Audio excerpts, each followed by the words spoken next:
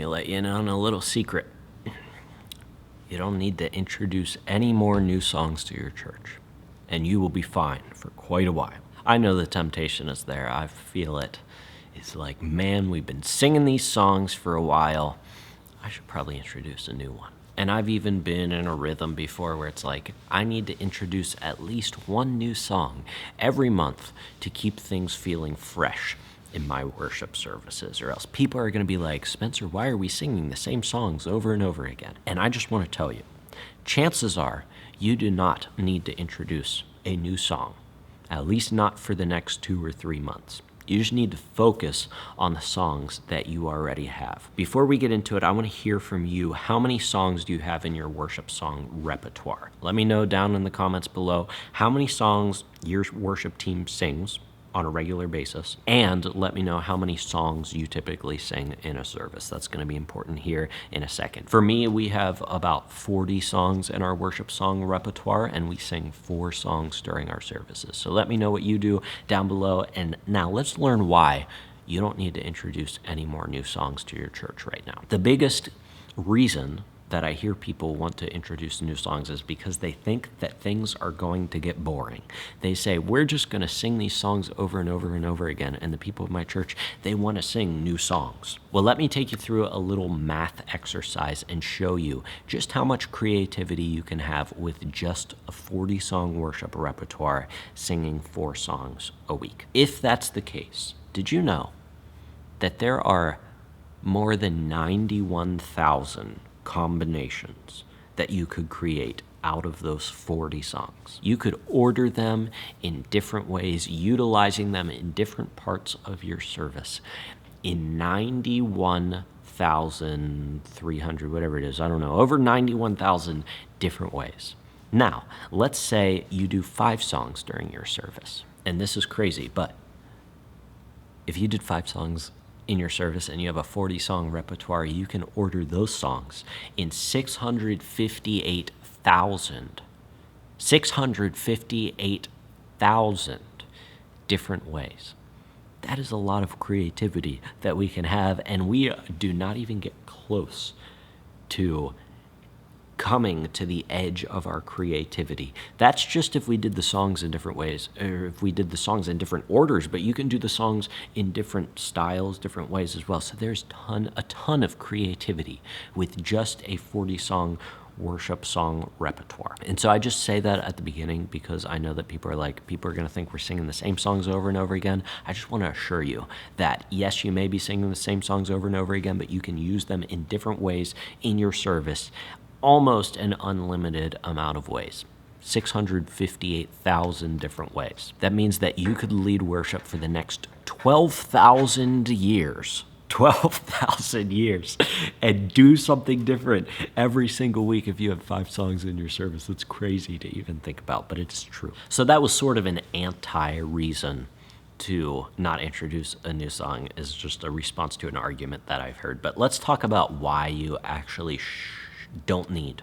I was going to say shouldn't. There's an exception I'll talk about at the end.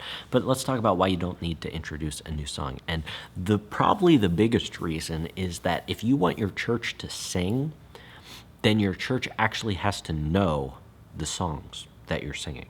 I know, it's a crazy concept, isn't it? That we can't just do a new set of 5 songs every week and expect our church to be able to sing along. If that's your church and you are like, why isn't my church singing?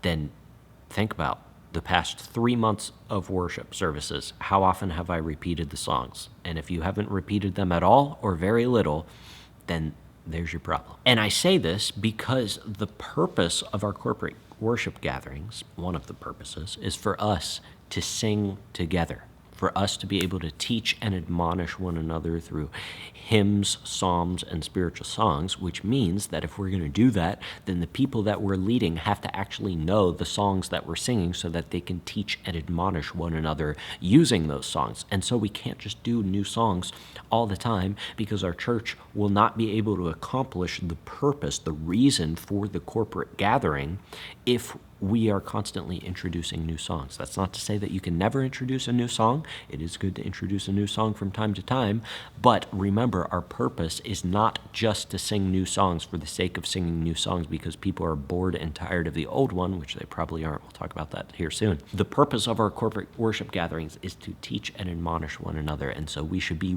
repeating the things that we know are true over and over again until the people in our church grasp it and understand it and can remind one another of it on a weekly basis. So that's why I think that one of the best ways to increase congregational engagement in worship is to cut down your worship song repertoire list.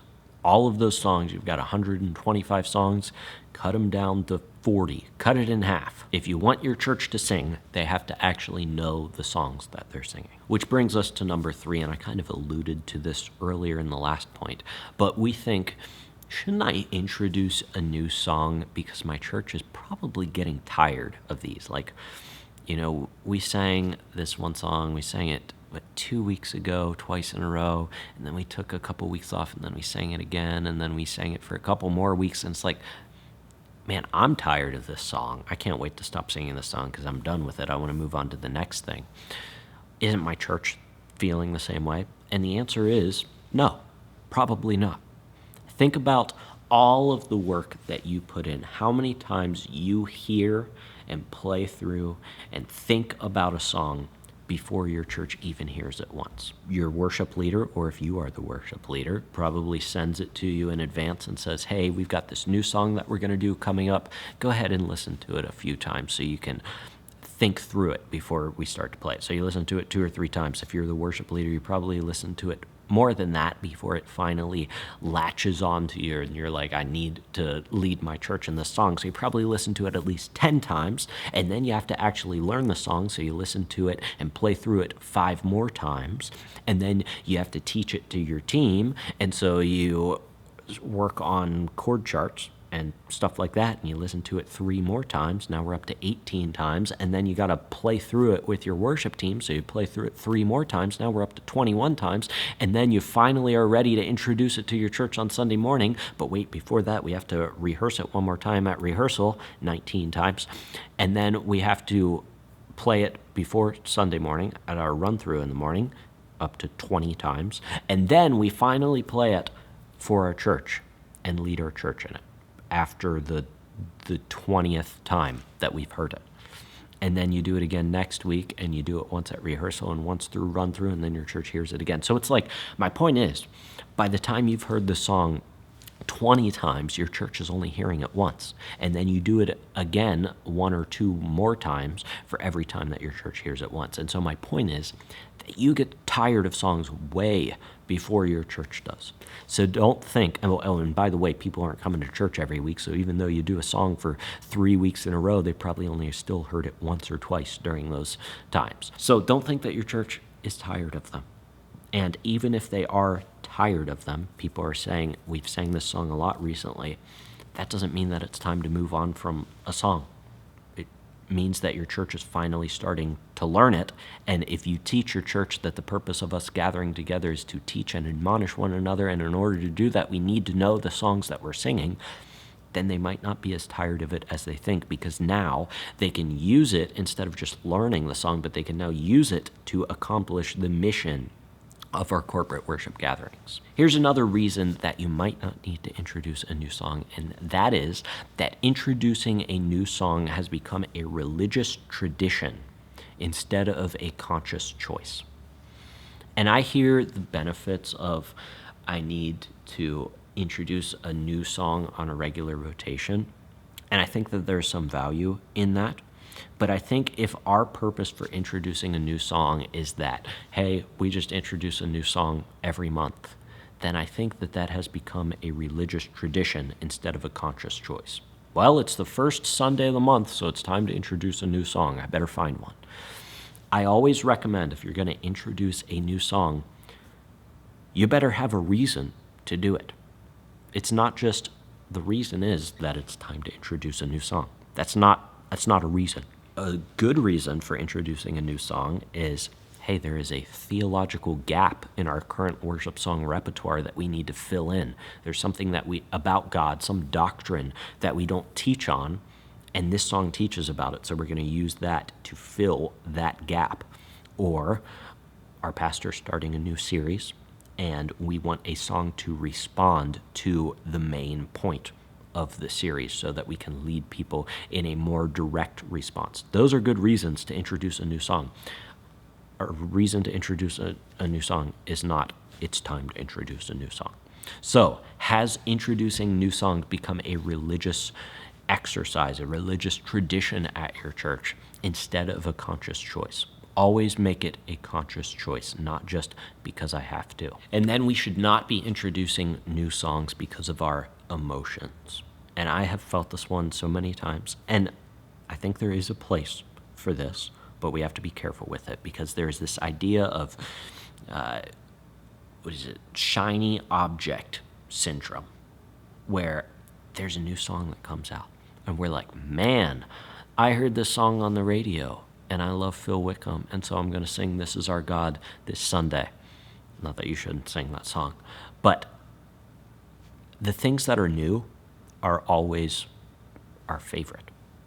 It's just how it is. If you are a songwriter, then you know that is the case. If somebody asks you, what's your favorite song that you've ever written?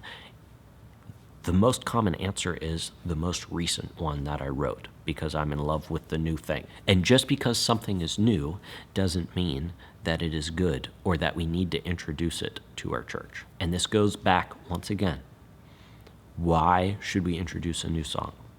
Not just because it's time to, not just because we heard a new song on the radio that we like, but there should be a reason to it. And like I said, there is space for this because I think this is how we discover new songs, right? We hear a new song and we're like, I like that song, but then we have to take it through the filter of, do I need to sing it in my church right now? Does my church need to sing it together? Is it a truth that we need to respond to? Or do I just like the song because it's new? If that is your reason for introducing a new song, think about it a little bit harder. And I just want to say that I'm not against introducing new songs. I've introduced plenty of new songs as a worship leader. We have to introduce new songs. If you are a newer church, you've only existed for a year or so, then yeah, you're going to be introducing more songs more frequently than a church that has been around for 50 years. But even in those smaller churches, I want to encourage you, the limit of the new songs that you need to introduce to your church is not 200. It's probably closer to 40. So once you hit 40, assuming that you are picking good songs that actually say something and aren't just a flash in the pan that you're going to run on to the next song once something newer and fresher comes out, then once you hit 40 songs, you should have a very healthy set of songs to choose from that will, if you do 5 songs a week, give you 658,000 different combinations of songs that you can do, and you'll never get tired of them because you could lead worship for the next 12,000 years and always have a new, fresh take on whatever you're doing. My plea is simply this. Instead of just introducing songs because we like them or introducing songs because it's time to introduce a new song, let's be intentional and strategic about how and when we introduce new songs, knowing that the purpose of our worship gatherings, our corporate worship gatherings, is for us to worship together, teaching and admonishing one another through hymns, through psalms, spiritual songs, with thankfulness in our hearts to God. Now, cutting your worship repertoire to a smaller amount is a good start to improving your worship leading and how you lead your church. But if you want some more help with that, check out down in the description below the free audio training I put together called 5 Tips to Instantly Improve Your Worship Leading. In that audio training, I will teach you 5 super simple things that you can do this Sunday that will help you lead an engaging time of worship with confidence. They aren't hard to do. You just have to be aware of them and make the conscious effort to do them. So check that out, 5 Tips to Instantly Improve Your Worship Leading, down in the description below. Other than that, thanks so much for joining me. Till I see you in the next video. Keep leading worship well.